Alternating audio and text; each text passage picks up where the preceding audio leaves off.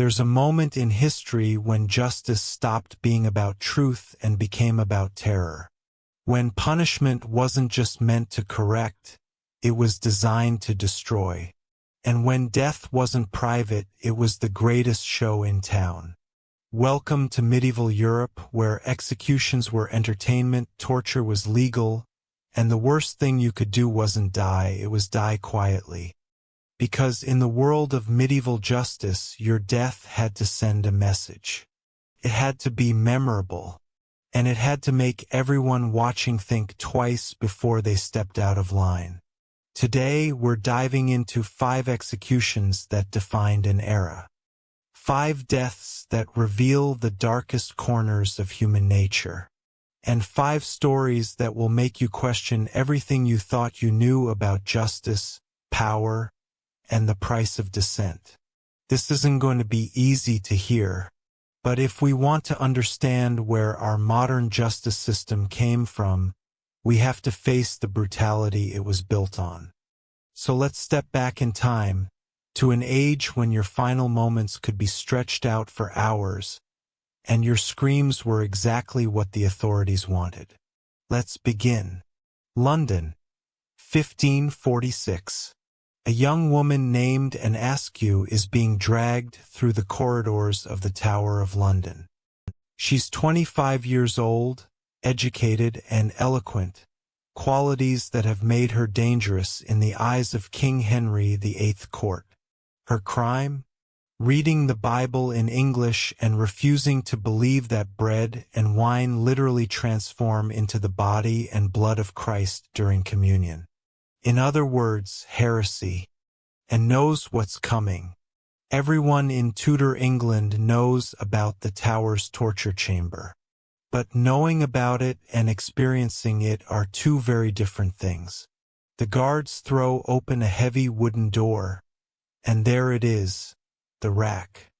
Now, if you're picturing some rusty medieval contraption collecting dust in a museum, think again.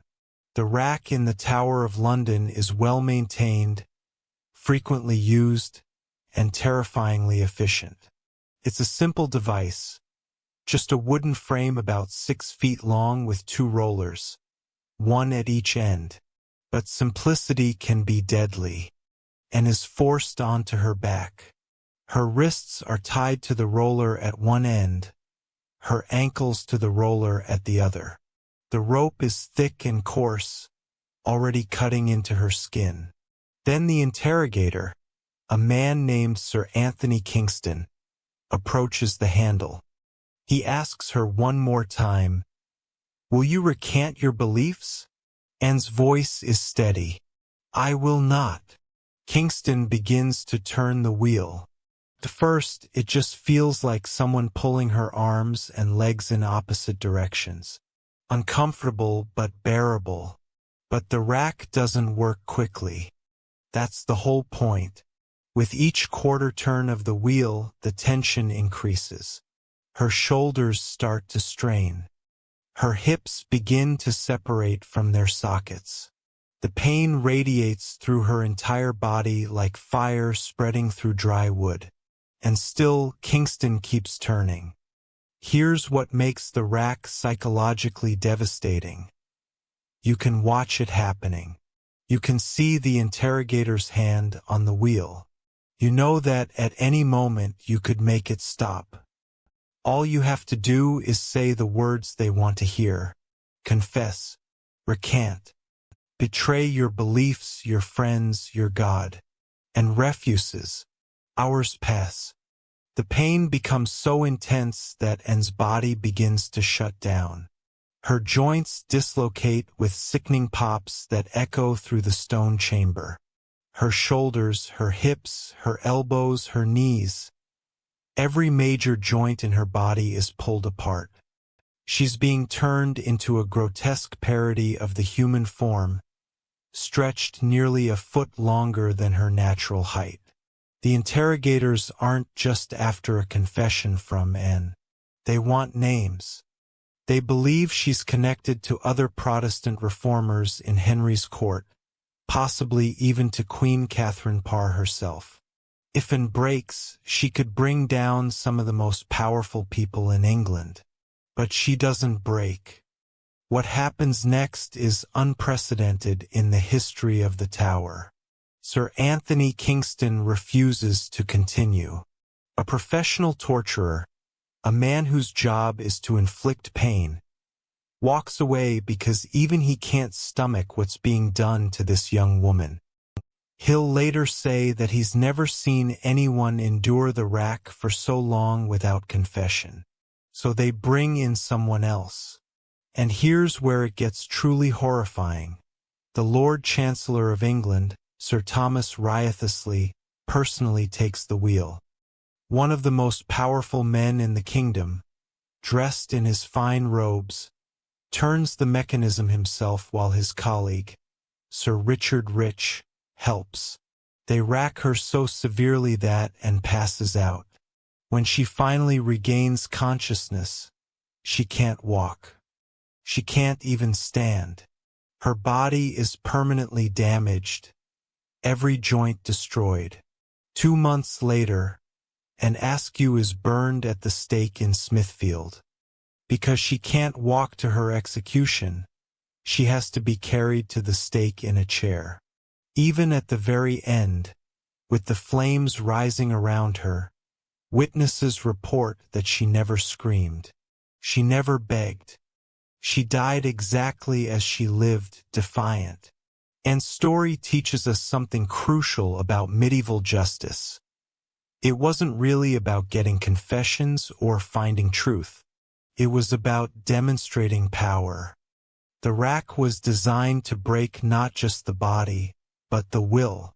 And when someone like Anne refused to break, it exposed the entire system as a hollow exercise in cruelty. But the rack was just one device in an arsenal of torture. And as brutal as it wasn't the worst way to die in medieval Europe. Not even close. Paris, 1757. A man named Robert-François Damiens has just attempted to assassinate King Louis XV. The attempt failed. Damiens only managed to wound the king with a small knife. But in the eyes of the French court, this is the worst crime imaginable. Regicide, even attempted regicide, demands the most severe punishment the state can devise. What they devise for Damiens will go down in history as one of the most horrific executions ever carried out. The sentence is death by breaking on the wheel, but with additional tortures added. On January 5, 1757, Damiens is brought to the Place de Grève in Paris before a crowd of thousands. This isn't a somber occasion. People have paid for seats in nearby windows. Vendors are selling food and drink. This is entertainment. The executioners begin with the preliminary tortures. Using red-hot pincers, they tear the flesh from Damiens' chest, arms, thighs, and calves. Into these wounds, they pour molten lead, boiling oil, burning resin, and a mixture of melted wax and sulfur. Witnesses later report that the smell of burning human flesh fills the entire square. Damiens screams. He begs for mercy, but the sentence must be carried out to the letter. Next comes the horses. Damiens is tied to 4 horses, each one attached to a different limb. The idea is simple. The horses will pull in 4 directions, quartering him, literally tearing his body into 4 pieces. But here's what nobody expected.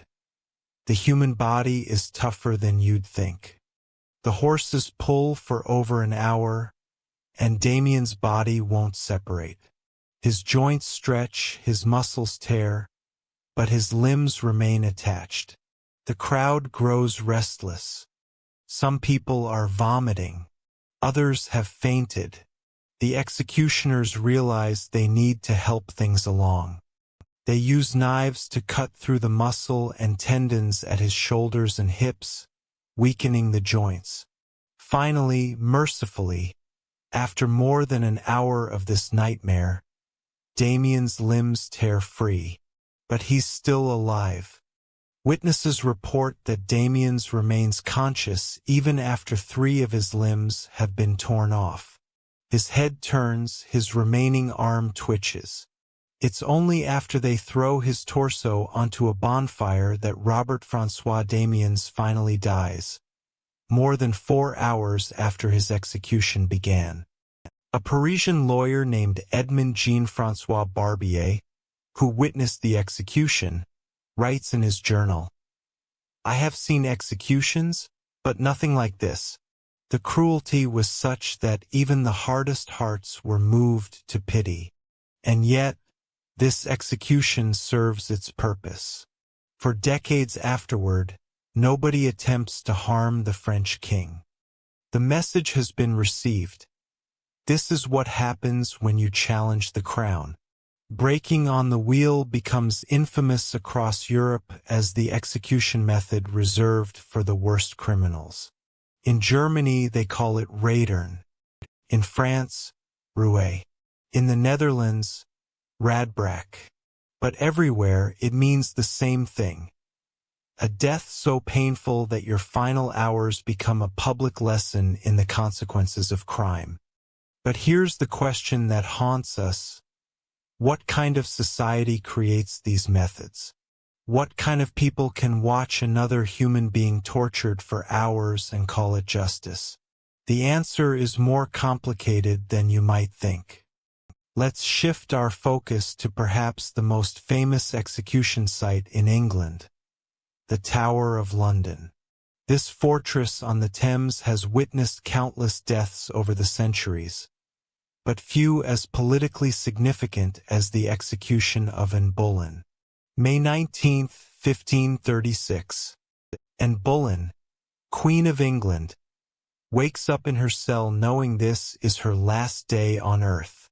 3 years ago, she was the most powerful woman in the kingdom, the wife of Henry VIII, the mother of the future Queen Elizabeth I.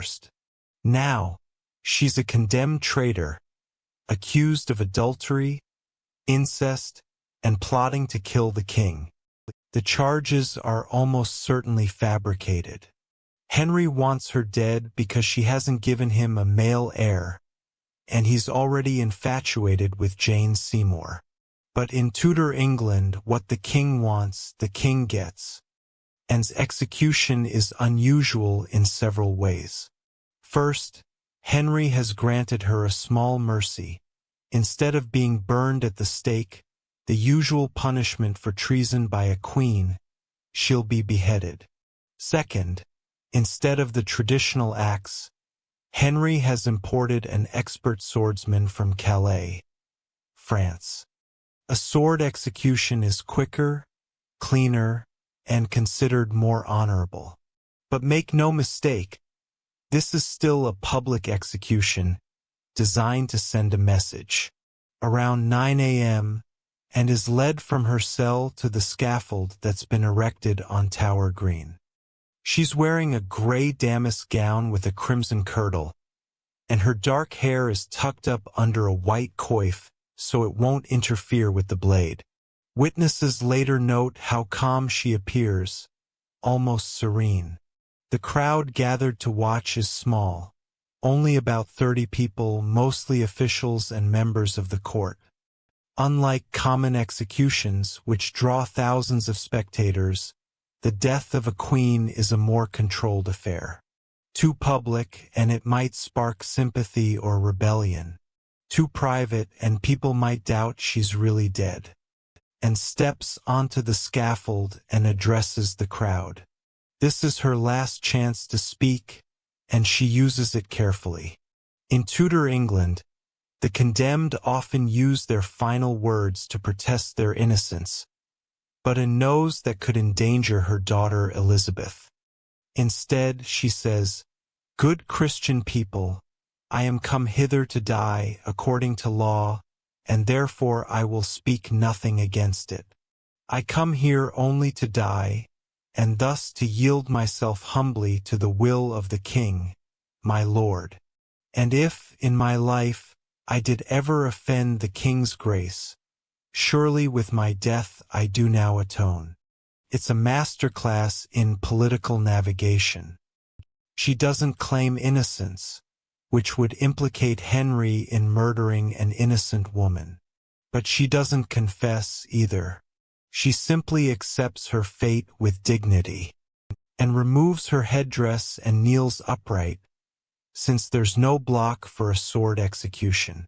She begins to pray, repeating, "To Jesus Christ I commend my soul.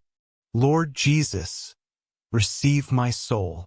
The executioner, who's been hiding his sword under a pile of straw to avoid frightening her, signals to his assistant to distract Anne.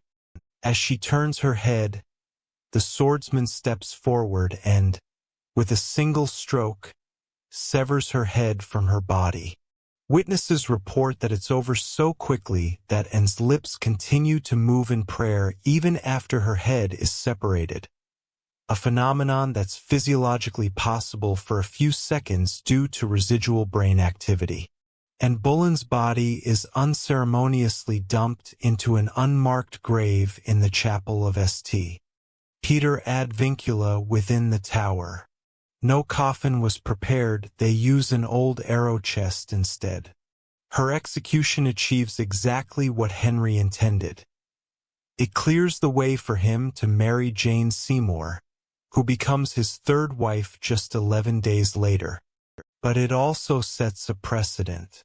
If a queen can be executed on trumped-up charges, then no one is safe.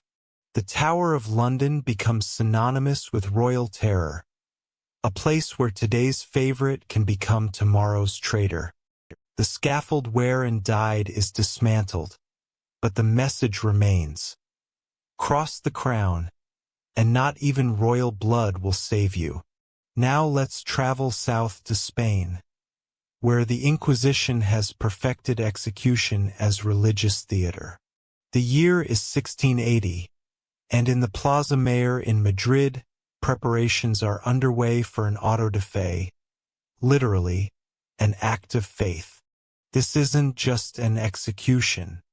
It's a carefully orchestrated public ritual that can last an entire day, involving processions, sermons, public confessions, and finally, the burning of heretics.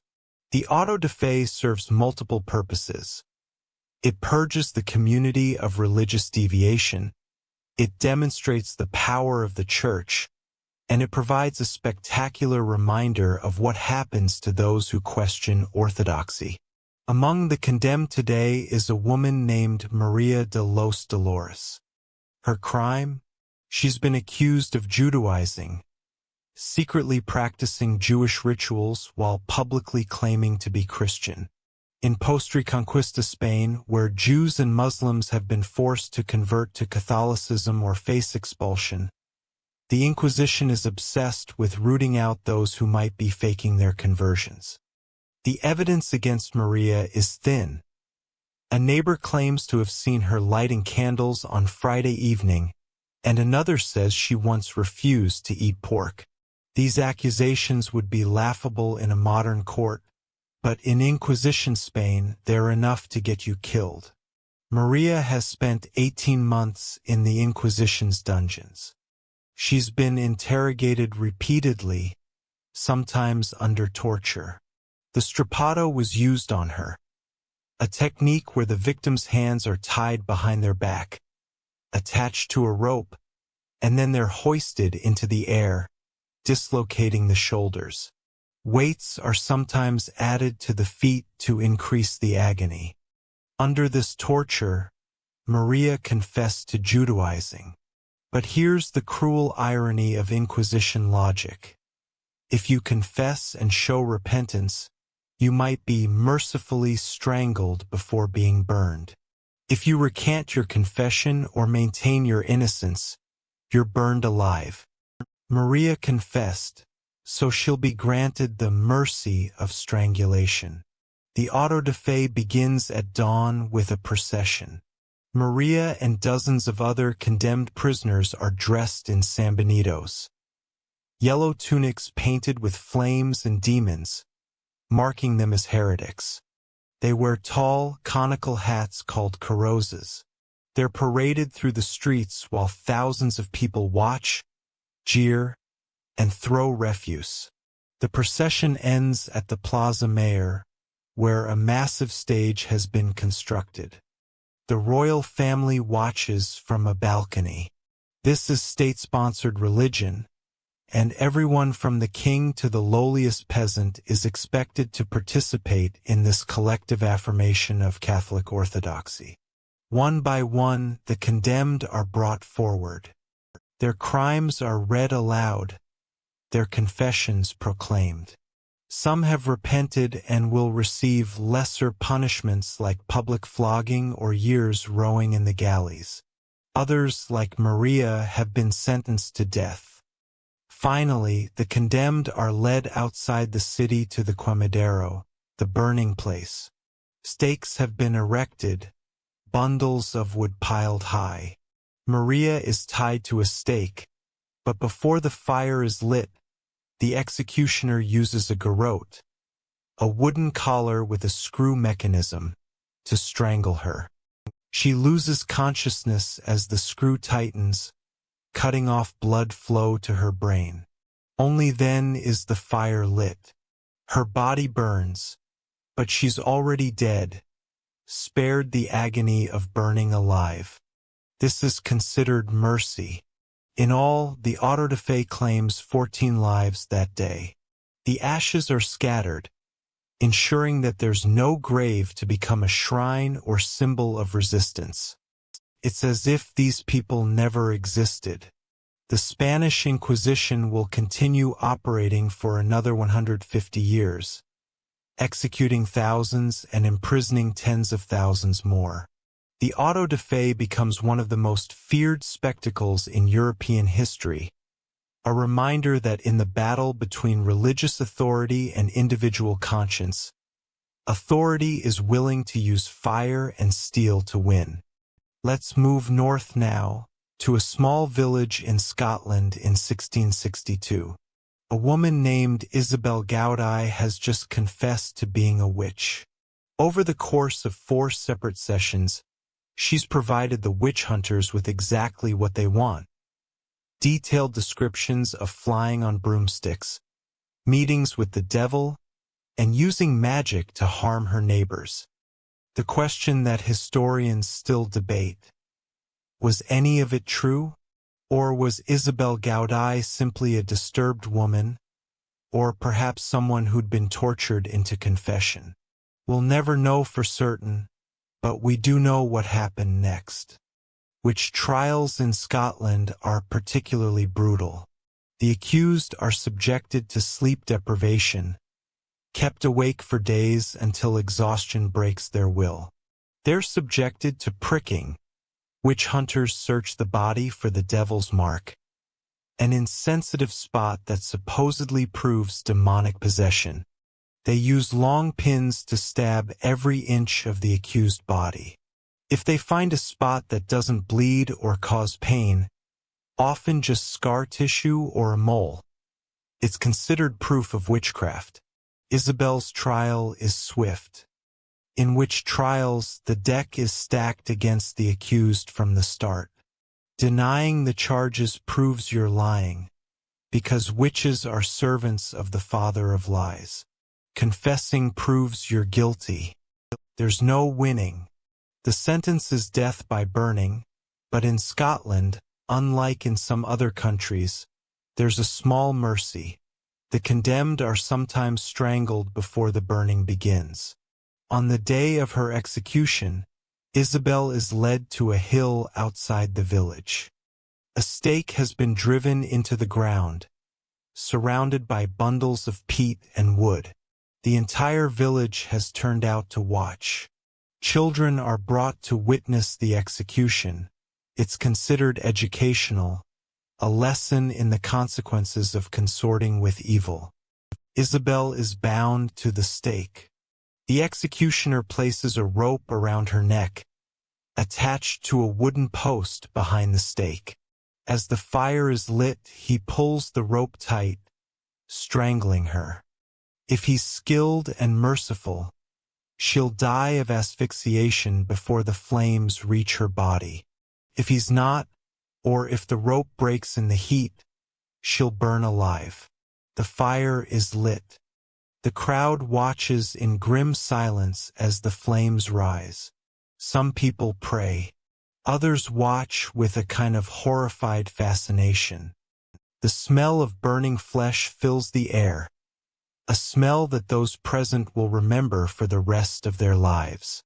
Isabel Gaudi's execution is just one of an estimated 4,000 to 6,000 people executed for witchcraft in Scotland between 1560 and 1707. Across Europe, the number reaches into the tens of thousands. The vast majority are women, elderly women, outspoken women, women living alone, women who didn't fit neatly into societal expectations. The witch trials represent one of the darkest chapters in European history, a time when fear, superstition, and misogyny combined to create a legal framework for mass murder. And the executions were always public, always spectacular, always designed to reinforce the message: conform or face the flames. So what do all these stories have in common? Why did medieval and early modern Europe become so obsessed with public, brutal executions? The answer lies in understanding what these executions were really about. They weren't primarily about punishing the guilty. They were about controlling the living. In an era before professional police forces, before surveillance cameras, before centralized state power could extend into every corner of the realm, public execution served a crucial function. It was a demonstration of power. When you watched someone broken on the wheel or burned at the stake, you weren't just witnessing their punishment. You were receiving a message. This is what happens to those who challenge authority. The spectacle was the point. The more public, the more brutal, the more memorable the execution, the more effective it was at maintaining social order. This is why executions often took place in central squares, why they were announced days in advance, why attendance was sometimes mandatory. The Church played a complex role in this system. On one hand, Christian theology emphasized mercy, forgiveness, and redemption. On the other hand, Church authorities often condoned or actively promoted torture and execution as tools for maintaining orthodoxy and social order. The contradiction was justified through theological gymnastics. The body might be destroyed, but the soul could still be saved. Torture could lead to confession, which could lead to repentance, which could lead to salvation. It was a logic that allowed people to commit horrific acts while still seeing themselves as good Christians doing God's work. But public execution also had an unintended consequence. It created martyrs. When Anne Askew died at the stake, she became a symbol of Protestant resistance. When Anne Boleyn died with dignity on Tower Green, she secured her place in history not as a traitor, but as a victim of tyranny. The very spectacle designed to intimidate could sometimes inspire. By the late 18th century, this began to change.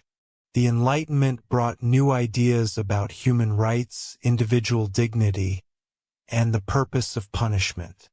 Thinkers like Cesare Beccaria argued that execution should be swift and private, not prolonged and public. The goal should be deterrence, not terror. Gradually, across Europe, the spectacle of public execution began to fade. The last public execution in England took place in 1868. In France, it was 1939. The guillotine, ironically invented as a more humane method of execution, became the last gasp of public execution culture before the practice was finally moved behind prison walls. Today, when we look back at medieval executions, it's easy to feel superior.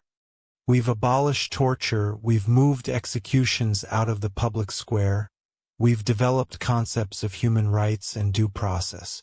But before we congratulate ourselves too much, we should ask, have we really moved that far? The impulse to use punishment as spectacle hasn't disappeared. It's just evolved. The Salem witch trials might be over, but social media witch hunts thrive. Physical torture might be illegal, but psychological manipulation and prolonged solitary confinement continue. Public hangings might be gone, but we still debate whether executions should be televised. The medieval executioner has traded his axe for a lethal injection needle. But the questions remain the same. What is justice? What is the purpose of punishment? And how much cruelty are we willing to accept in the name of maintaining order? The stories we've explored today, Anne Askew on the rack, Robert-François Damiens broken on the wheel, and Boleyn on the scaffold, the victims of the auto-da-fe, and the accused witches at the stake. These aren't just historical curiosities. They're warnings from the past. They remind us that systems of justice can become systems of oppression. That fear can justify almost any cruelty. That spectacle can mask the absence of truth. And that the line between justice and revenge is thinner than we'd like to believe. Medieval executions were brutal, public, and designed to terrify. But they were also deeply human, products of societies struggling with the same questions we face today about power, order, truth, and the value of human life. The difference is we have the benefit of hindsight. We can look back at the rack, the wheel, the stake, and the scaffold, and recognize them for what they were. Tools of terror dressed up as justice. The question is, what will future generations say about our own justice system? Will they look back with the same horror we feel when reading about medieval executions? Or will they see that we learned from history and built something better? That's up to us. If these stories shook you, if they made you think differently about justice and punishment, drop a comment below. Which execution shocked you the most? And what other dark chapters of history should we explore next? Hit that subscribe button if you want more deep dives into the stories history books gloss over. Next time, we're exploring the worst prisons in medieval history. Places where some prisoners begged for execution just to escape the living nightmare. Thanks for joining me on this journey through one of humanity's darkest chapters. Until next time, remember, those who don't learn from history are doomed to repeat it.